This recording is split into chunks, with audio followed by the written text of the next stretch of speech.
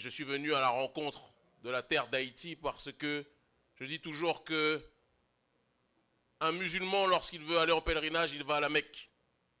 Un chrétien, lorsqu'il veut aller en pèlerinage, il va au Vatican. Un défenseur de la cause noire, lorsqu'il va en pèlerinage, il va à Haïti.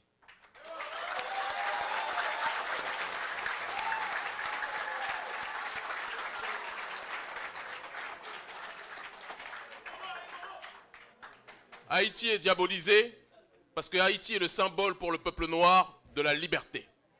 Haïti est diabolisé. Haïti, on tente dans les médias de présenter cette nation comme une nation déstructurée, une nation pauvre, une nation qui ne vaut rien. Parce qu'en réalité, dans le regard du capitalisme, ils ne peuvent pas accepter que des Noirs leur aient mis la raclée au début de l'histoire d'Haïti.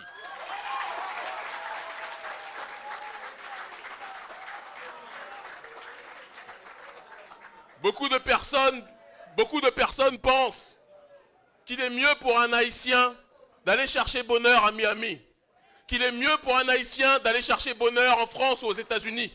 Mais je le dis que le paradis de l'homme noir se trouve sur la terre de Dessalines, de Boukman, d'Henri Christophe, de Félicité. J'ai fait ces 6 dernières années, plus de 80 pays. Je n'ai jamais ressenti en termes d'émotion ce que je ressens en étant sur cette terre sainte qu'est la terre d'Haïti.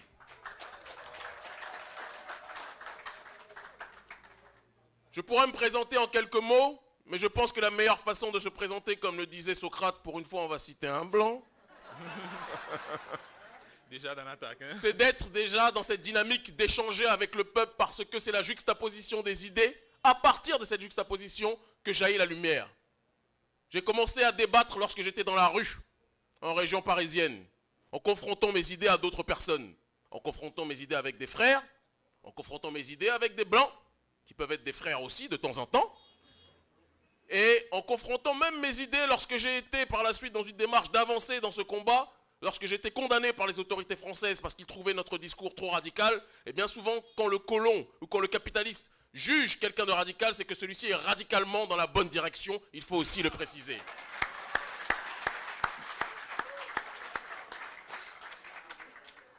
J'ai 34 ans, j'en aurai 35 si les ancêtres ne me rappellent pas d'ici le mois de décembre.